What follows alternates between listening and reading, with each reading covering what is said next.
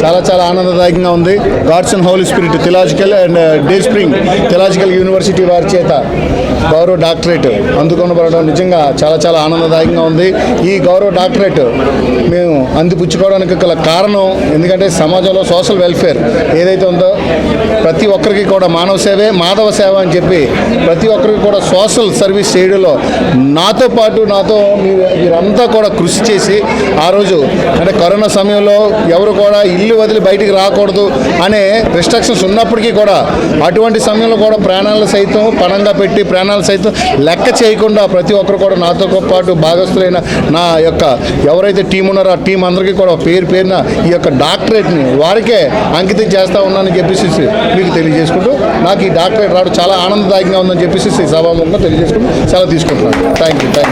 35వ ward corporator గారికి corporator అయిన తర్వాతే వార్డులో సమస్య లేకుండా ఏ ఒక్కరికి సమస్య అయినా సరే తన సమస్యగా అనుకొని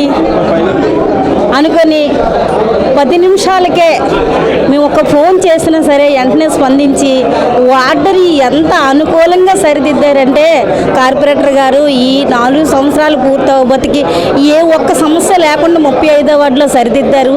అలాగే ఇప్పుడు డాక్టరేట్ రావడం మాత్రం మాకు ఎంతో ఆనందదాయంగా ఉన్నది. మా బాబుకి ఈ డాక్టరేట్ తోటి ఇంకా ముందుకి కూడా ఇంకా ఉన్నతమైన ఇంకా పదవులు అందుకోవాలని ఇంకా ఎన్నో జరుపుకోవాలనేసి మాకు ఎంత ఆనందంగా ఉంది.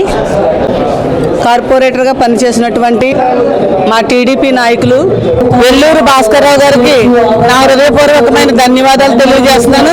నా బ్లెస్సింగ్స్ కూడా తెలియజేస్తున్నాను.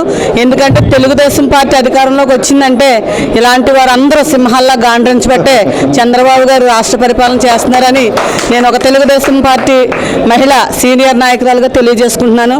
అలాగే ఇక్కడ ఈ ఉత్సాహాన్ని ఈ జనాన్ని చూసి చాలా సంతోషిస్తున్నాను.